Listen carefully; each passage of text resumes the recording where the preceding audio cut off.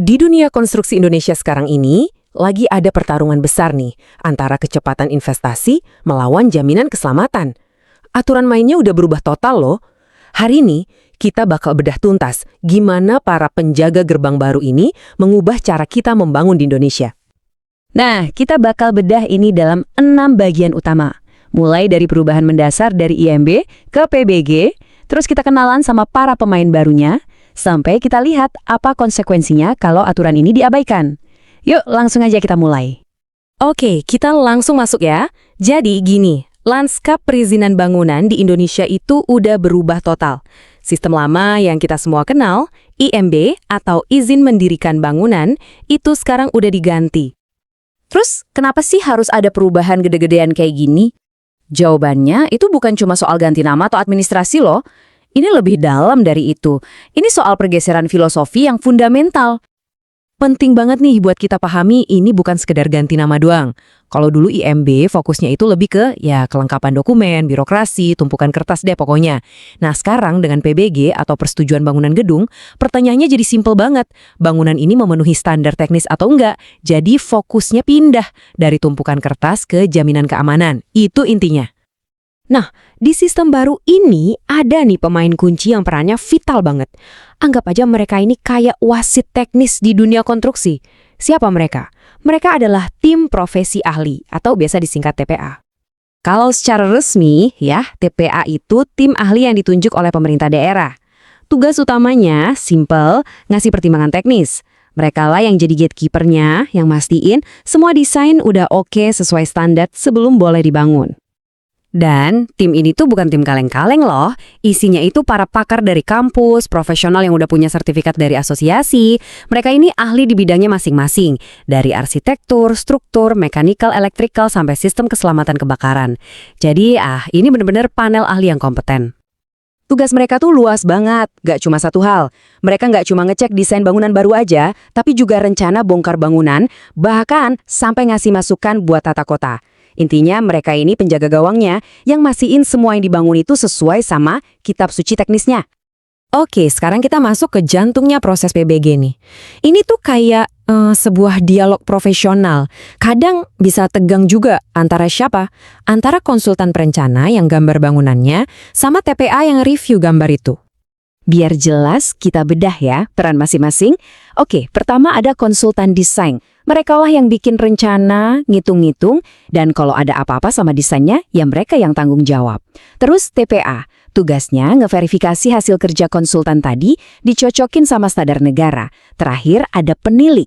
Nah, orang ini yang ngawasin di lapangan, mastiin yang dibangun itu sama persis sama yang udah disetujui TPA.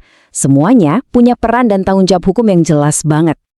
Dan prosesnya ini sekarang transparan loh, semuanya lewat portal digital namanya SIMBG. Jadi konsultan submit desainnya. Terus TPA nge-review, kasih catatan. Nah konsultan revisi lagi, gitu terus bolak-balik sampai TPA bilang oke, lolos, dan kasih rekomendasi akhir. Nah ini yang penting banget, proses bolak-balik ini nggak bisa selamanya. Aturannya jelas, ada batas waktu, maksimal 28 hari kerja. Artinya sistem ini dirancang biar teliti tapi juga efisien, biar investor juga dapat kepastian kan? Tapi bukan berarti TPA ini punya kuasa absolut ya. Di peraturannya sendiri udah disebutin, TPA itu harus profesional, objektif, nggak boleh menghambat, dan yang paling penting, nggak boleh ada konflik kepentingan. Jadi intinya mereka nggak bisa seenaknya sendiri. Nah, ini sering jadi pertanyaan nih, apa TPA bisa seenaknya ngubah desain? Jawabannya, jelas nggak bisa. Mereka bisa dan harus menolak kalau misalnya hitungan strukturnya lemah atau desainnya nabrak aturan tata ruang. Tapi, mereka nggak bisa minta ganti desain cuma karena, saya nggak suka warnanya atau gaya arsitekturnya nggak cocok sama selera saya. Nggak bisa. Wewenang mereka itu murni teknis, bukan soal selera. Oke, sekarang kita ngomongin dilema utamanya nih, yaitu antara pengen bangun cepat sama keharusan buat bangun yang aman. Ini dilema klasik yang dihadapi semua orang, dari Pemda sampai developer. Nah, ini dia nih pertanyaan jutaan dolarnya para investor. Bisa nggak sih biar PBG-nya cepat keluar, developernya bikin surat pernyataan aja, janji gitu, kalau standar teknisnya bakal dilengkapi nanti sambil jalan, biar proyek bisa mulai dulu. Jawabannya tegas dan jelas. Untuk bangunan baru, itu sama sekali nggak bisa. Standar teknisnya itu wajib, harus, kudu 100% beres di depan, di tahap desain, sebelum ada satu paku pun ditancapkan. Opsi nyicil pemenuhan standar itu cuma berlaku buat bangunan lama yang udah berdiri. Kalau proyek baru, nol kompromi. Jadi harus diingat ya, dokumen yang bikin PBJ itu terbit itu bukan surat janji dari developer. Itu adalah pernyataan pemenuhan standar teknis, sebuah verifikasi resmi dari negara yang baru keluar setelah TPA bilang desainnya udah aman dan memenuhi semua aturan. Jadi sistem ini basisnya pembuktian, bukan sekedar janji. Terus, kenapa sih aturannya seketat ini? Ya karena taruhannya tinggi banget. Coba kita lihat deh, apa konsekuensinya kalau sampai ada kegagalan bangunan gara-gara lalai. Kalau sampai, amit-amit, ada bangunan gagal terus makan korban jiwa, hukumannya itu bukan main-main loh. Ancaman pidananya bisa sampai 5 tahun penjara. Ini nunjukin kalau negara benar-benar serius soal keselamatan publik. Nggak cuman penjara, dendanya juga ngeri.